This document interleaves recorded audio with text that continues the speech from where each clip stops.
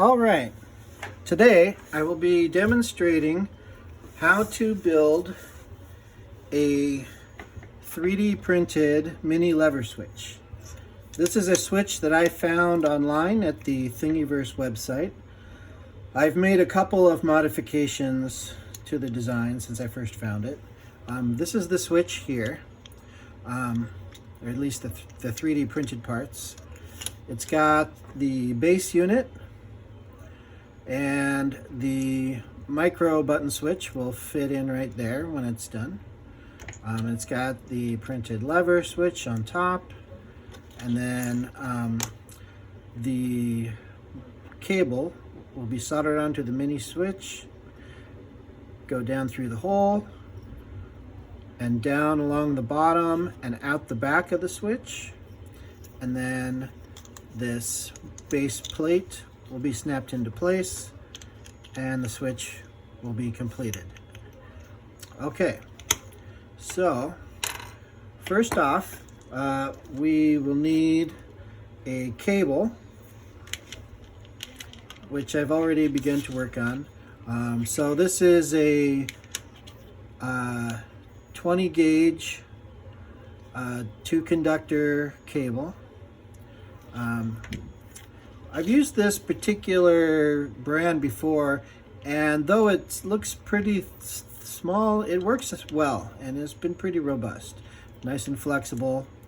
I've already added on the 3.5 millimeter male mono plug on the end. That's already been shown in other videos, and it's reinforced with a zip tie here, so nice and durable.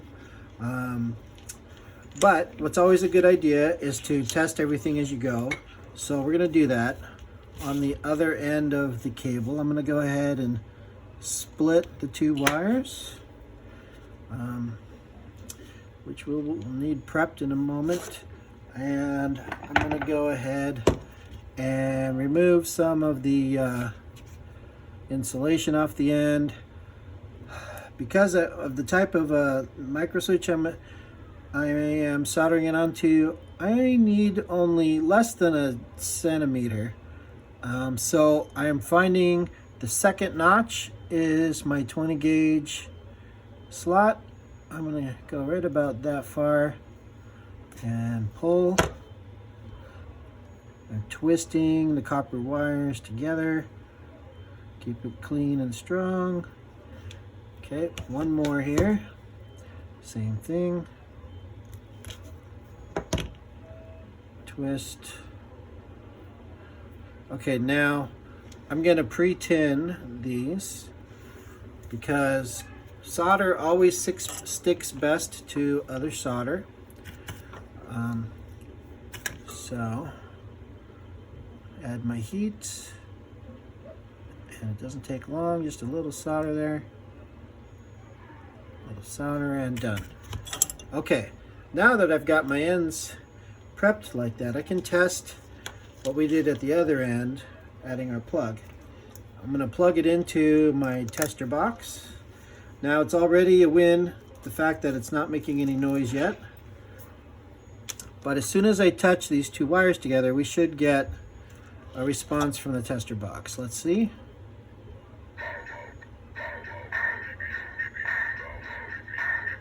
Perfect. It's working as intended. Great. Okay.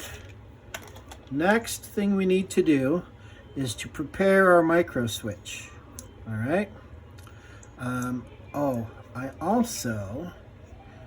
I know that I'm going to need a little hot glue at one point in this project. So I'm going to go ahead and plug my hot glue gun in right now so that it'll be warmed up when we need it.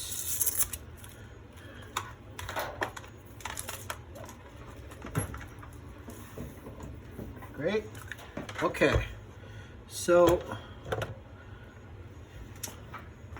the way that we need this all to be laid out, our wire, like I mentioned earlier, is going to come through the bottom base of the switch,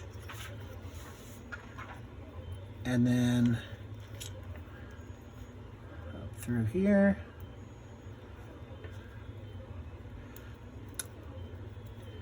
and then the micro switch will go there. So I just needed to make sure that we threaded this cable through before we did any soldering, because otherwise I would not be able to thread that on later. Okay, next we're going to need to prepare our micro switch.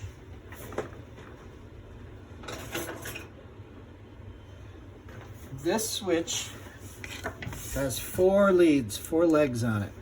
We only need 2, however, 1 pair. So you can see they're like paired up, 2 on this side, 2 on that side. We only need 1 side. So I'm going to take my pliers here and I'm going to cut 1 set off as close as I could get to the base, but it's not going to be close enough. I'm going to now take my metal file and shave off those nubs like so. Just takes a moment. And I'm even going to go slightly further to shave back a little bit of the black. And I'm going to do that on one of the adjacent sides as well, to make sure that this fits into our snug little spot, like so. You can see that's all flat now. Okay. Now I'm going to test to make sure it fits in our spot right here. It fits just perfectly, but that will work. Okay. Now I'm going to place that guy right here. And you could see there's not a lot of room there at all. I am going to try though and use just a little bit of my smallest, one of my smaller pieces of shrink tubing to see if I can get that to really give us a very clean setup inside. We'll see how that works. Again, probably not necessary based on how this is all laid out, but we'll see. Okay, so now I mentioned before, remember, solder sticks best to solder. So I'm going to go ahead and just dab a little solder right there on the ends of these leads. And by the way, normally I've got my carbon filter fan running for these projects. However, you can hear that that's not too conducive for filming a video. So I have one other softer fan running, but yeah, just for this particular video, my main fan is off at the moment. All right, so I'm gonna move these together and bring in my heat again.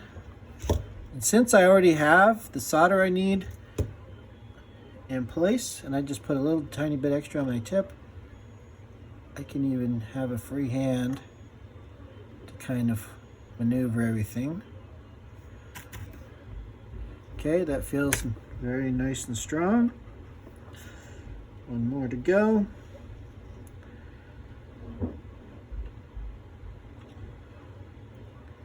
So yeah, this happens to be a project, pretty minimal soldering.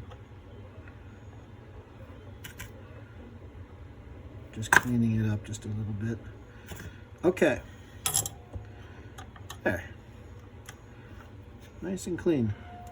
And yeah, we should be able to get our shrink tubing in place as well, no problem. We can use a heat gun for sure, but you know, most of the time a standard Bic lighter is going to work just fine for the shrink tubing. Just takes a quick moment of heat. There we go. Now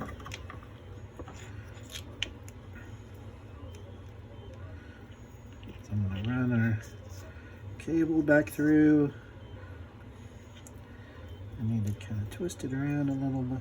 Okay, that's where I Imagine it going. Now I'm gonna go ahead and get rid of the slack here and have that twisted so that it'll be exactly the way we want. There, okay. Now, before I set that down there, this is where I want a little hot glue. That's why I was plugging that in earlier. I'm gonna put one small dab right in the middle. Oh, I might need to get another stick. Oh, there we go. Right in the middle of that square.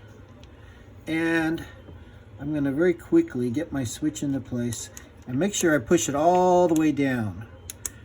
You can see it's pretty much flush.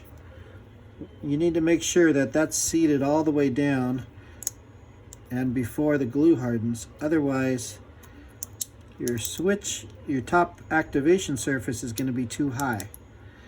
That looks real good though. Yeah. Great. Now, just to make this all a little extra sturdy, I'm going to put a couple more dabbles of hot glue. One right here to kind of hold those wires in place. All right.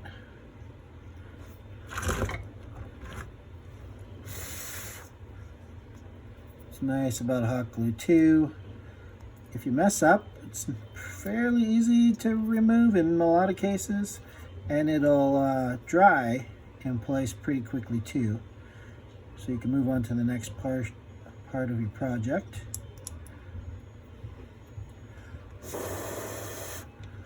Okay, just about there. Maybe enough to at least keep moving on. Okay. Same as that on the back side, right where it's coming through the hole. I'm going to put a little hot glue on there. Now that glue kind of will seep around and at the hole, really helping everything to stay well. I'm pulling my wire taut and I put a little bit more right here where it meets the hole exiting the base of the switch. Okay, that's looking good. Now, at this point, I'm gonna add my base. Now you might notice, hopefully you can see it on the camera,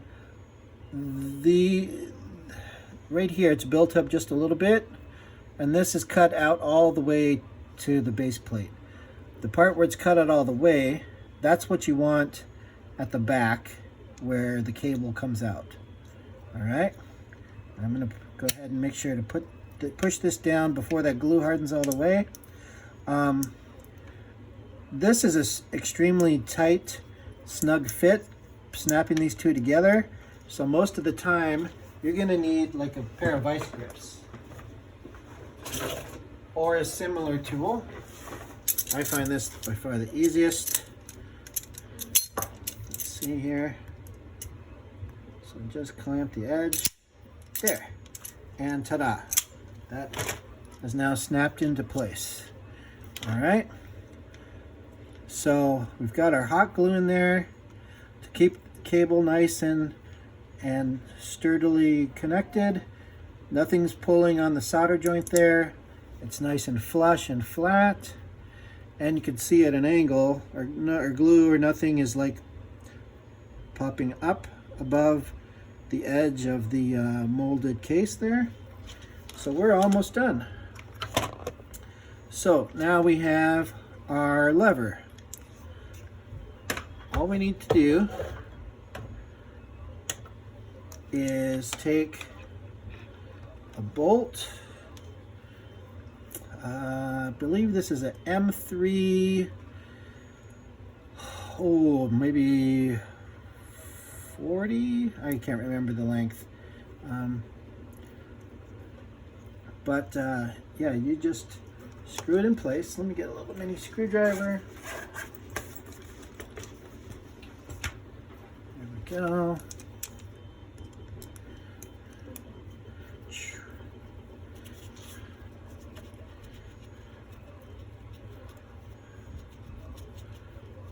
There it goes.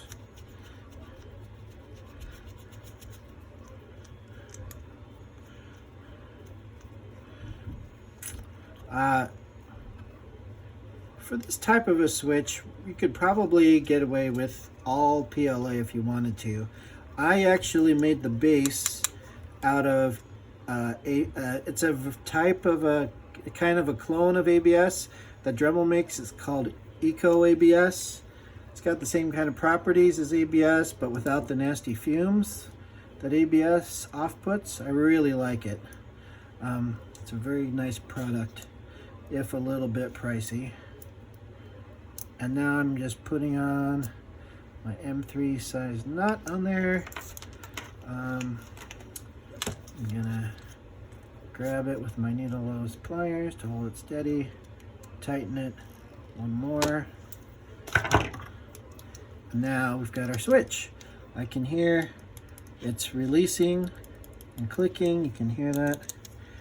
So yeah, very nice little compact lever switch that will work nicely. We do have a 3D printed switch mount that goes around the base and makes it easy to mount onto like camera style mounts. I don't have one right here to show you, unfortunately, but let's do our last check. Again, plugging into our switch tester. There we go. That's our single mini lever switch. Now, one more thing to show you. This is a variation on that switch. This is a little closer to the original design, but with one important variation. So this is just simply two of these lever switches side by side, which makes it very nice to have two options that are very close together that the user can get to quickly. And then it's got a little built-up bridge in between, so the user can even feel, you know, the difference between which switch they're on without having to look down and see. So this one, it's not built up so that the cable can come out the back. So this was from the original design. The cable comes straight out the front. That's one significant difference. It is a lower profile setup though than my modification, so if you need that, that might be useful. But yeah, two switches directly side by side is very handy. So that's a variation on the switch we just put together. All right, thank you very much.